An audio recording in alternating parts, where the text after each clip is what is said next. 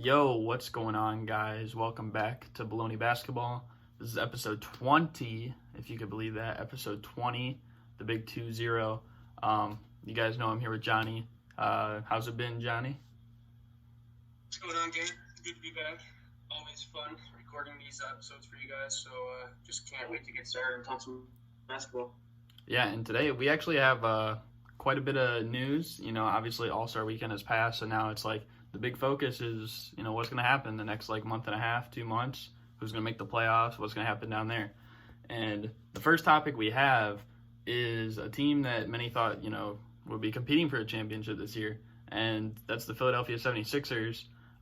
First, obviously, Ben Simmons. He's missed some games with back injury, and now just the other day, Joel Embiid had a shoulder injury against the Cavaliers. So how important do you think these injuries are, and do you think they could end up firing Brett Brown? I mean, like, at the end of the season, if it doesn't work out, because, I mean, I don't know. It just seems like a complete dysfunction in their whole locker room, and I feel like something might end up happening.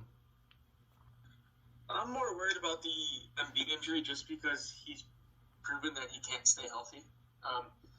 He has one game where he scores 49 points career high, and the next game he plays 7 minutes and leaves with an injury.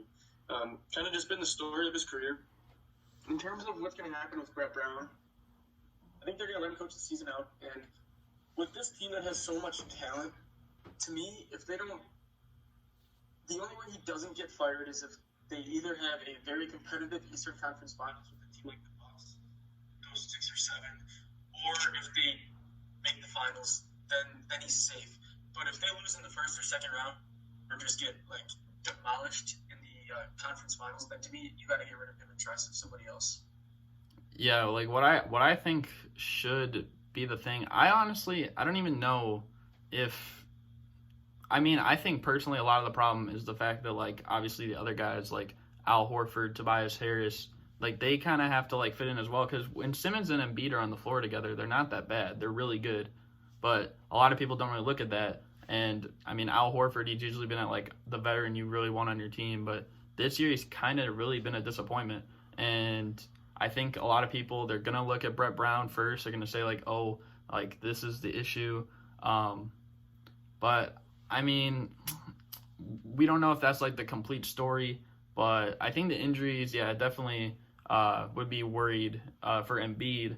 I mean, he's in his, sixth season now? 6 years since he was drafted.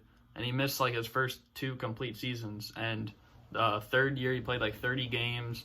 And even the last 3, he really hasn't played, that many games. I mean, he's played near, kind of full seasons, enough to be an all-star. But he really hasn't played that much. And that kind of would scare Sixers fans. As for Ben Simmons, I think I'm not too worried about his injury in a sense, but I don't know. I just think eventually he's going to have to pick it up at a level, good for the playoffs, because he's kind of stayed constant ever since he's, started playing and won Rookie of the Year.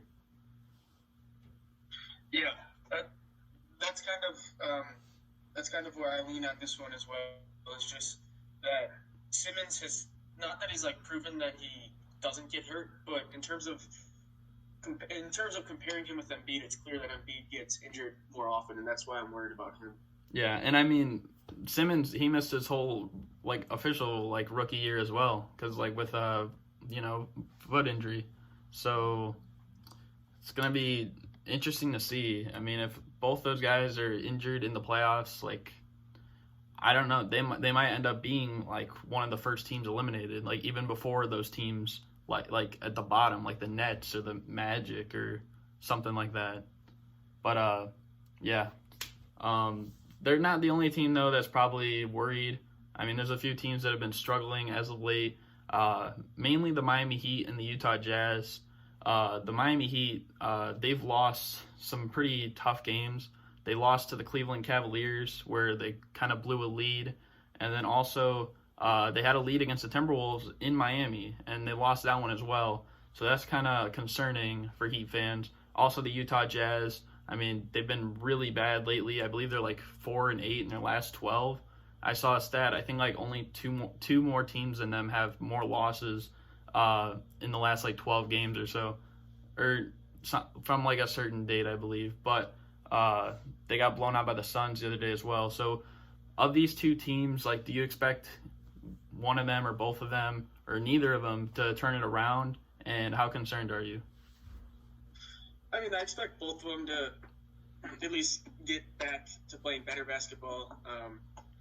And in terms of my level of concern, I'm more concerned about the Jazz for sure. Kind of look at the standings. If I'm looking at the standings right now, looks like Miami has the 4 seed. They have a half-game cushion over Philly, and Philly is now without Simmons and Embiid for a bit. And they're 2 ahead of Indiana. But if you go to the Western Conference, Utah has fallen all the way to the 6th seed, and they are only a half game ahead of Dallas, who is the 7th seed. So Utah's a game or 2 away from slipping to the 7th seed. And if they're the 6th or 7th seed, they're going to play either Denver or the Clippers, most likely. One of Denver, Clippers, or Houston, and that's scary. Whereas Miami, playing Philadelphia is scary, but they don't really have the ability to get up to that 3 seed just because of the disparity between the top 3 teams in the East. So I'm more worried about Utah as a whole. Well, I think the odds of them playing a team like the Nuggets, Clippers, or Rockets is kind of likely. Like, it was kind of likely even when they were in the 4 seed, because I don't know if they'll I don't think they'll end up with the 2 seed. Maybe the 3 seed if everything goes right and some of the other teams start like having a drop off.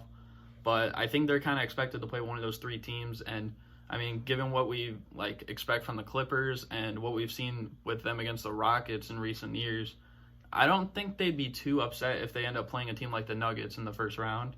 So maybe over a team like the Rockets. So that could be a good thing. As for the Miami Heat, I mean, it's really tough because like a lot of the guys in the Miami Heat outside of like Jimmy Butler, and you know like Goran Dragic and stuff like that, Jay Crowder, they have some playoff experience, not a whole lot.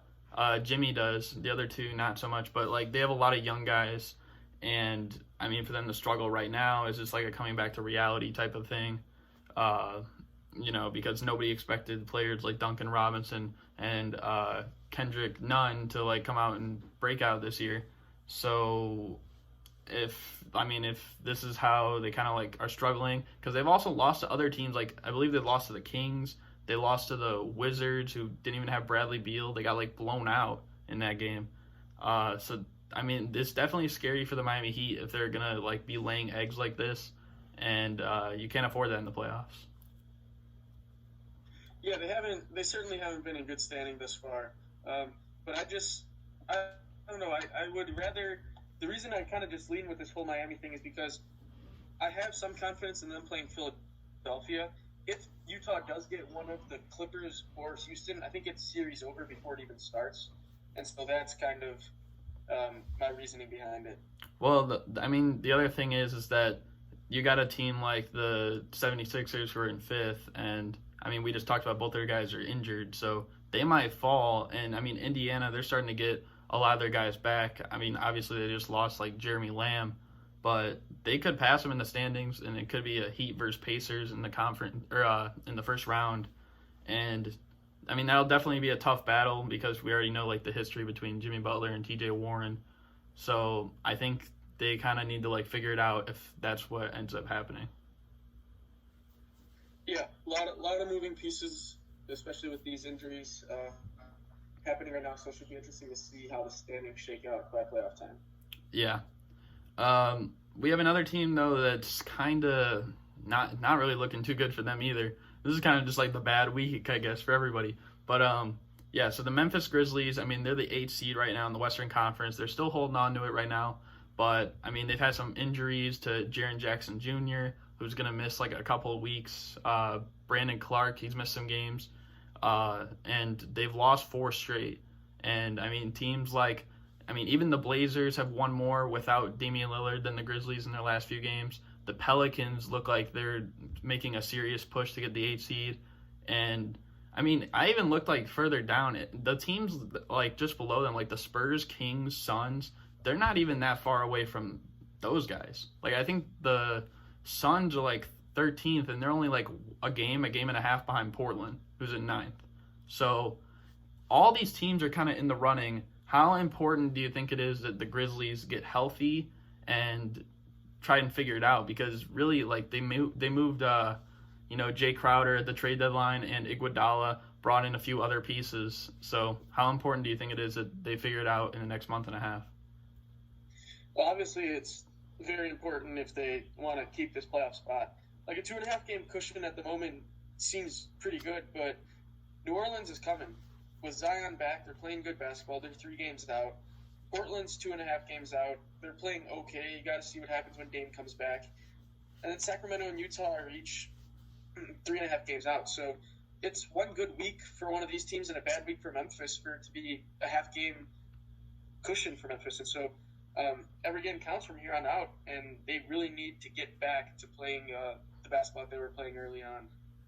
There's definitely plenty of time. I mean, I put something on Twitter, I think like a week or two ago, saying, like, if your team is like on the outside looking in, or if you're like in a seed that you don't want trying to pass someone else, I wouldn't worry, because, I mean, there's still plenty of time, because I believe it was in 2011, around mid-February, like, the Bulls with Derrick Rose, they were like 9 games back of the Spurs for like the best record in the whole league, and they ended up with the best record. Now, I'm not saying like these teams are like the Bulls or the Spurs from that year, but I mean, there's definitely plenty of time. Like, that's a 10-game difference in a month and a half.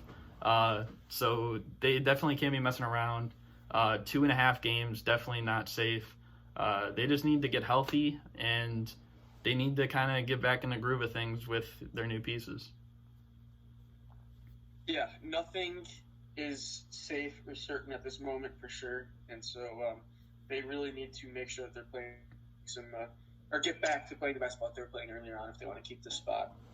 Yeah, I agree. Moving on, though, to another team, again, doing bad stuff. Team in turmoil. You guys probably already know who it is, because we're going to talk we're going to just talk really bad about them, and that's the Chicago Bulls. They look really bad. They're 1-9 in their last 10 games. That's tied for the worst in the whole entire NBA. What's going on with the Bulls right now? Like, Zach LaVine, Jim Boylen, doesn't seem like it's kind of working out. And also, I mean, LaVine said he wasn't directing his anger the other game at Jim Boylen, but what do you see right now with the Bulls? Really, it's a big thing we've been talking about here. Disconnect between management, between the coaching staff, and between the players. There's frustration, there's injuries. Everything is just building upon itself, and so it's just creating a bigger hole. Looks like the Bulls are in line for a new general manager next year. But with that, they are saying that Gar Forman and John Paxson are most likely going to retain some roles within the team. So they're still going to have some role in the organization, which is not something I'm excited about. They said that Boylen most likely will not come back next year, but who knows what that means. And when I look at like the core that the Bulls have, like, Lowry has just gone straight south this season.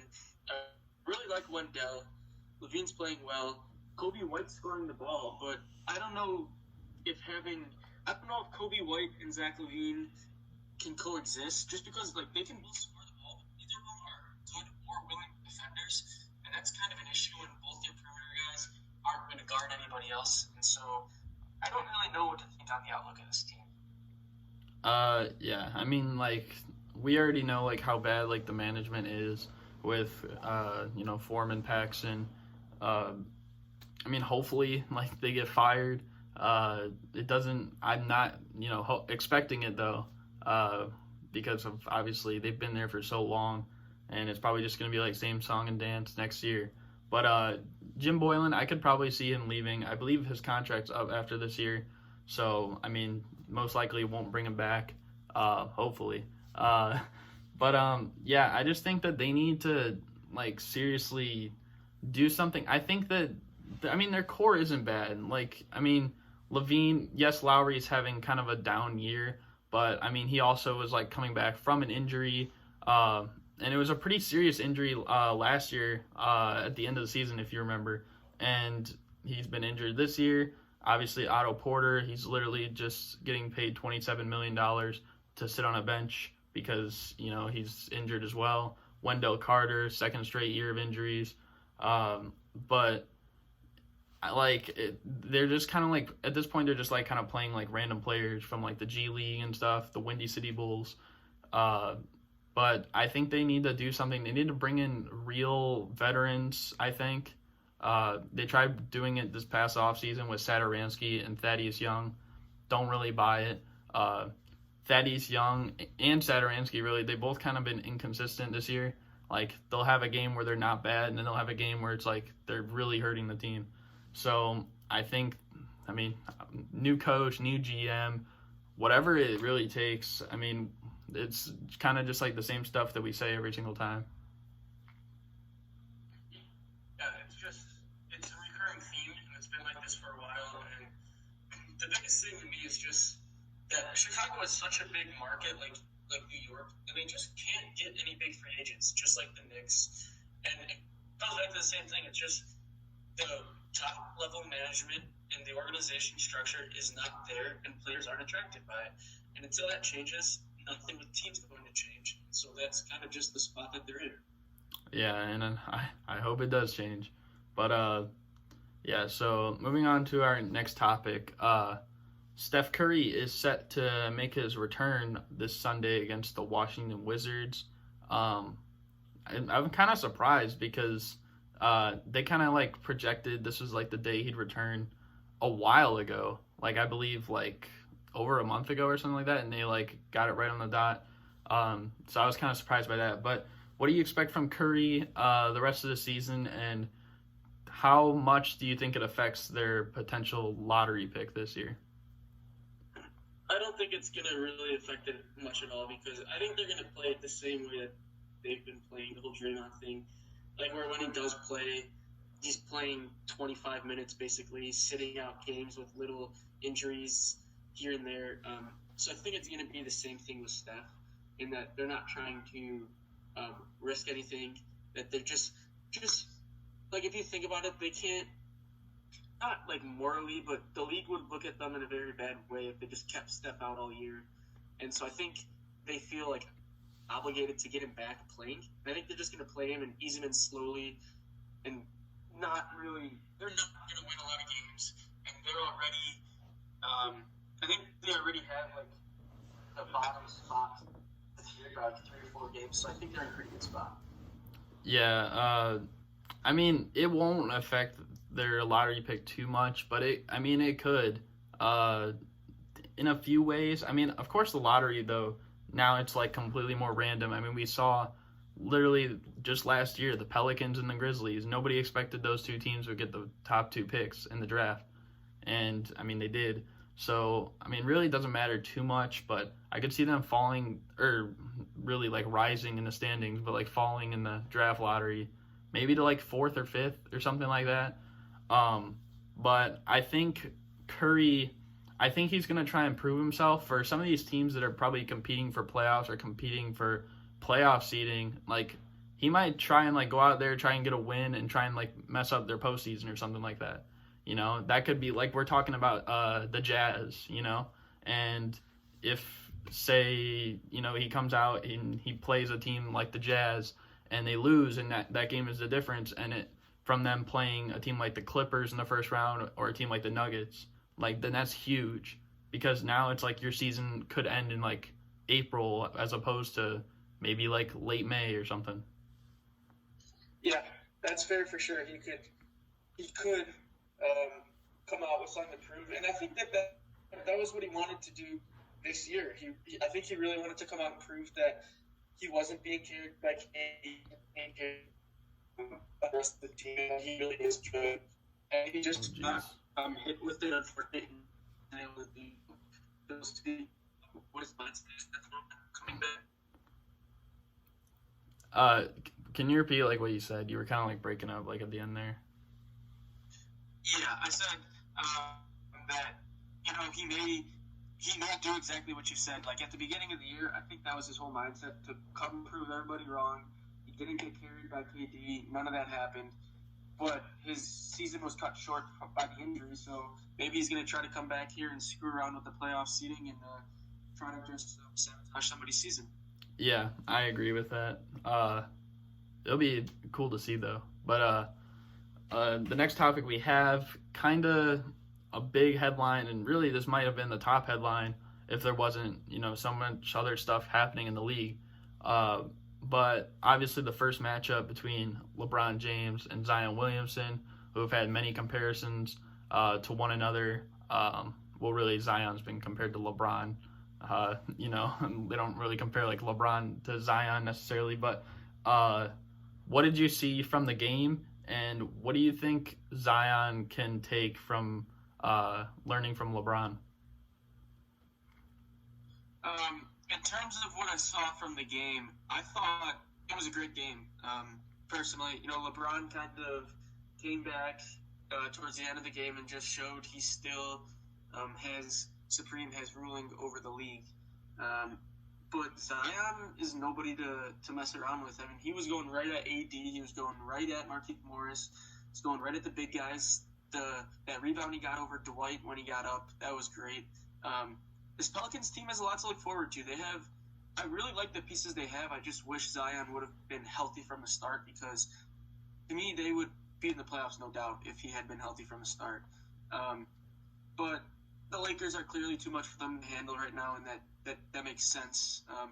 I didn't really expect them to come out and like destroy the Lakers or anything, but they hung in there tight, and then LeBron kind of just took over at the end, which was expected. Yeah, and I was just about to say that. Like, I think it was expected from both sides, like, obviously from LeBron's point, and also, like, Zion with what we've seen already. I mean, like, this dude had, like, 7 straight games of 20-plus points. Like, that's insane. But I just liked the fact, like, you see usually a lot with LeBron, like, in the fast break. Like, sometimes after someone hits, like, a critical shot, he'll come down and he'll either, like, dunk on you or he'll pull up a 3 and make it. And it's like, oh, the last shot didn't even matter. Like, I was seeing that from Zion in the game. Like, there'd be times where he'd, like, run the lane after the Lakers scored, and he'd catch a lob and throw it down. And I thought that was really interesting. But, I mean, yeah. I mean, if Zion, though, like, in terms of, like, learning from LeBron, I mean, obviously it'll, like, definitely help him out. Probably with, like, maybe even, like, his diet. Because I know, like, Zion is, like, kind of heavy. He could try and, like, fix his body a little bit, but also maybe a jump shot, because if Zion is shooting threes like how LeBron did his best season in Miami, like, that could be a problem in the league for years to come. So I just think that was a bit interesting too. Yeah, and at the end of the day, we got to look back and realize that Zion is a 19-year-old, so what he's doing is incredible. He's just starting what's most likely going to be a great career, and if he can just develop a decent three-point shot, which right now his shot isn't terrible, the rest of the league should be scared. Yeah, and the other thing is that, like, he's coming off of, like, extended time, like, missing. Like, most people that play in, college or high school, like, they're done around maybe, like, March, April, and then they play, summer league, and then they play to start the season. But I mean, we saw Zion for, like, 1 game of summer league in July, and he literally missed, like, the next 6 months. And then he came back, and he's already doing this. I just think that's kind of, like, it's really unfathomable. Yeah, he came back and didn't miss a beat at all, which was something that I was incredibly impressed by, because I thought for sure he'd be slow to getting back. Yeah. On to our next topic, though. So if you guys remember earlier in the year with, like, DeAndre Ayton, Wilson Chandler, they had, kind of violated some, like, anti-drug policies in the league. Well, now we have another one, and that's Malik Monk on the Charlotte Hornets. So, like, I mean, what do you think? Well, first of all, because they said he's out indefinitely, when do you expect to see Malik Monk next? And also, like, why are people, like, still doing this, do you think? First question, I'll be completely honest. I don't have a time frame. When somebody's young, definitely, it's kind of hard to come up with a time frame. So I'm not going to act like I know that or have any intuition on that. But I don't think I expect him back anytime soon, if that helps. I don't know. I ask myself the same question every time too. Like, you know you're going to get caught. Why do you do it? There's no point in doing it. You're going to hurt your team, and then you're going to have to come out. You're going to have to tell everybody you're sorry that you let down the fans, you let down the team, this and that. But people still do it, and it just kind of boggles my mind. I couldn't tell you the reason they do it. It's just dumb. Yeah, it doesn't make much sense to me either. And I mean, from the sense of like Malik Monk as a player, I mean, like when you saw like DeAndre Ayton like violate the anti-drug policy, like you knew like when he came back, like he'd be important to the team. But honestly, this might hurt Malik Monk because I mean, well, the Hornets really aren't that great, but Malik Monk isn't. It's not like he's having a breakout year like Devontae Graham or Terry Rozier, like they're playing on the Charlotte Hornets. So by him being like out for an extended time, like who knows, someone else could like step in. Like if like Kemba Walker got hurt last year and then Devontae Graham stepped right in, like I mean he's not going to take Kemba's spot obviously, but he's going to get more playing time.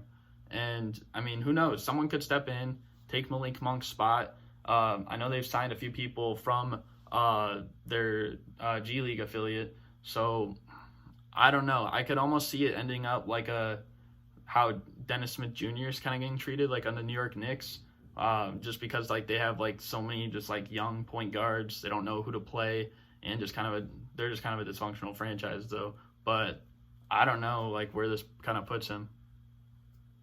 Yeah, I like that thought that it just allows somebody else to step in, and then they're not going to be in a rush to bring back Malik Monk. Yeah, he was a lottery pick, but he's been underperforming. So they're just going to give other guys a shot, and if somebody runs away with the position, it's theirs to lose. I mean, we saw it with Dion Waiters because, I mean, 3 years ago, he was having like a really good season for the Miami Heat. It was the year after Wade left, and they were 41-41, almost made the playoffs. And a lot of that was because of Dion Waiters. And then, he had injuries. He had like a few other like issues. And I mean, this Heat team now, like they were not in any rush to even play him. So I can almost see the same thing happening to Malik Monk or really anyone of his talent level in the league. I mean, like a guy like Wilson Chandler would fit this shoe as well. But the Nets have had so many injuries that, I mean, he kind of got his opportunity. So I don't know really where this puts him. I like that point. So it's interesting to see what happens with Charlotte. They have their best players right now are guards. There's just more room for other players to step in. Yeah. I mean, it's like, I don't even know. Like, there's literally, it's just kind of a weird topic, honestly. But we're going to move on to our daily picks because that was the last, like, main headline. So Friday, we have the Dallas Mavericks and Miami Heat. Who's winning that one? I'm going to go with Miami. I'm going to go with Dallas, actually. Saturday, we got Portland playing the Atlanta Hawks. Who you got?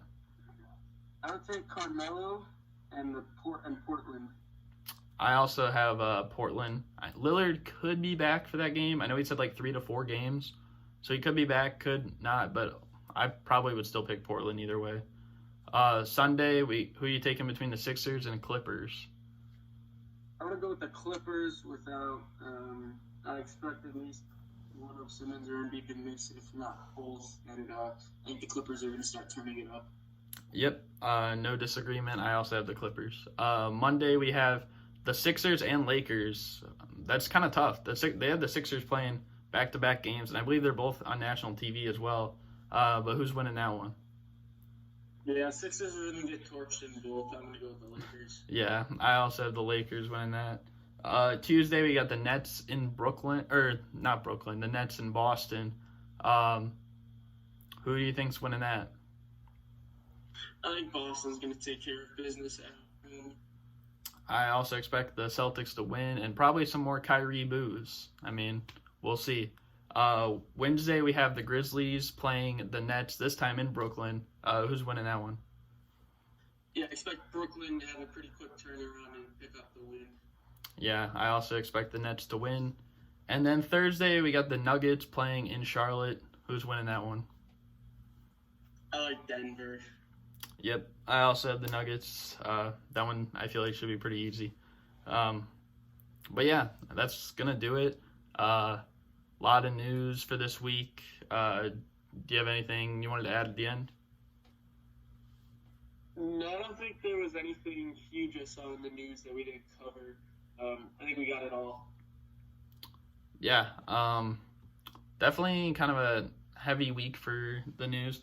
I mean, the Milwaukee Bucks did just clinch in the playoffs. We didn't mention that, but they're the first team to do it. Also, I believe the quickest in NBA history.